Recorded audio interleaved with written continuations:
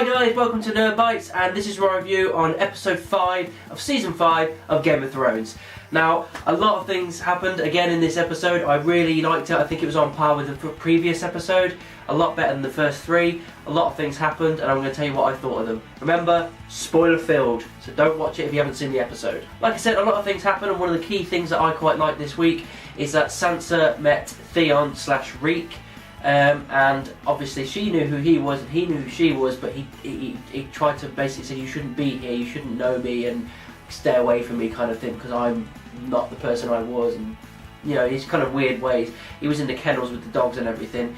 The reason he got introduced to him is because Ramsay's whore doesn't like the fact that Ramsay's going to be marrying Sansa, doesn't like it at all, and I quite liked how they were basically saying even though they're getting married, those two are still going to have a relationship, whether or not she likes it or not.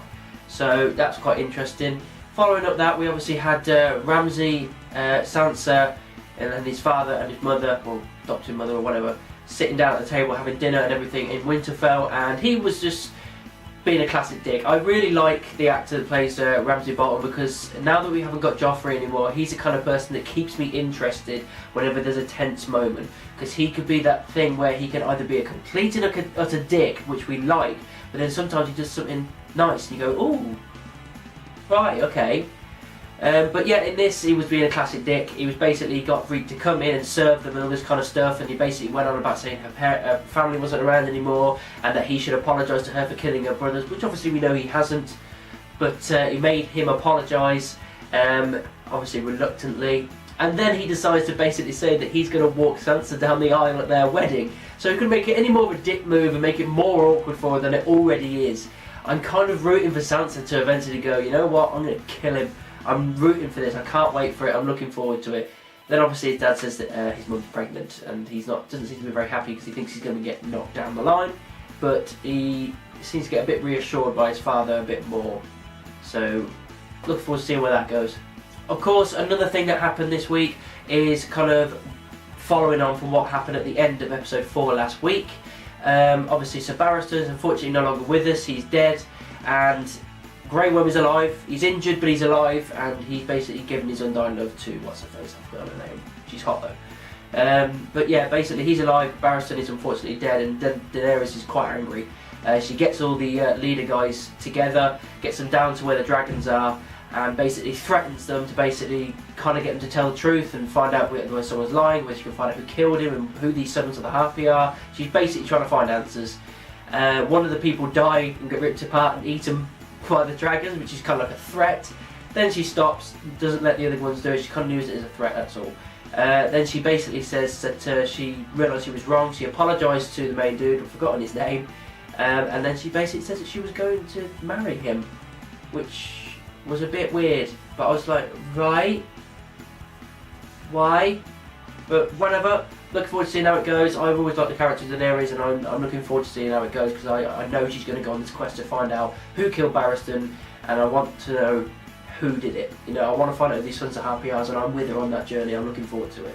Obviously the main thing that happened in Castle Black this week is that Stannis decided to leave, taking his company with him to fight Roose Bolton down at Winterfell, although I originally thought they were going to kind of team up and have the North take on the South, but it doesn't seem like that's going to be the case. But again, it could change, we don't know.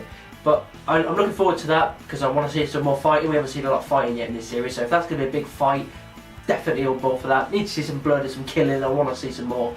But the only thing I'm disappointed about is that we don't see Jon Snow and Melisandre have some more chemistry, because I wanted to see her try again and have him knock her back a few times. I'd like to see that, but never mind. But yeah, it was really good. It basically just means that Stannis is going off to war, he's off to fight and everything, he's off to do what he wants. He still wants to claim his throne, he's off to do that. Looking forward to it. I really hope it's a lot of bloodshed in the next episode. Finally, the main thing that happened near the end of the episode was Tyrion and Mr. Friendzone got closer to Daenerys. They obviously aren't actually there yet, but they're getting closer, and they were in Valyria, I think, which is where the Valyrian steel comes from. But it's a knockdown, it's basically all overgrown, no one lives there anymore. They talked about the story of the race and everything, of the people, and then they saw Drogon go over. Now, obviously Mr. Friendzone isn't exactly bothered by it, but Tyrion obviously is a little bit shocked because he hasn't seen the dragons yet, and this confirms what he has obviously feared. Yet they exist. You know what I mean? And he's seen when he got quite scared of it. You can see the fear in his eyes. And then what happened is they got attacked by stone men. Now these are the kind of people that I think affected Stannis' daughter with what she had on her face, and obviously they're able to make sure she didn't die. But they're basically not allowed to touch you because they affect you with the disease, and then I think you become one of them, or you die from the stone disease, or whatever it ends up becoming. I can't remember what the actual title is. But the whole time during the fight, obviously Tyrion's all bound up and everything. Mr. Friendzone's fighting them all off here and left, right and centre, making sure he doesn't get touched by him, make sure that Tyrion doesn't get touched by him. Then Tyrion gets kind of backed into a corner on the boat, falls into the water, and he starts going down. You think, oh God, they're not going to kill him like this, are they? Because even though it's Tyrion, you still think to yourself, they could do it. They could kill him at any time. Any time they could do it. But luckily they didn't. They went to black and were like, oh God. And then eyes open, you can see Mr. Friendzone waking him up on the side of the beach and basically just saying, are you okay, blah, blah, and making sure. And then he took his bounds off, kind of got mutual respect, and they were going off again to find Daenerys. The way the episode ended was Mr. Friendzone peeling back his armour, and then you see that he's actually been touched by one of the stone men. So my guess is that's going to kill him. I think it's a character that potentially could serve a good purpose by dying, I think. So maybe this is the thing that needs to happen. But either way, looking forward to next week to see what happens, how quickly the disease spreads, and whether or not he'll make it to Daenerys in time. I don't know, but I'm still really looking forward to it. It was a good episode, really enjoyed it. So that was my review on episode 5 of season 5 of Game of Thrones. Again, I said I really enjoyed it, looking forward to next week, I can't wait. Also, make sure you like and subscribe. Make sure you comment down below, tell me what you liked, what you didn't like. You can also find me on social media like Facebook, Twitter, Instagram as well. And above all, keep it nerdy.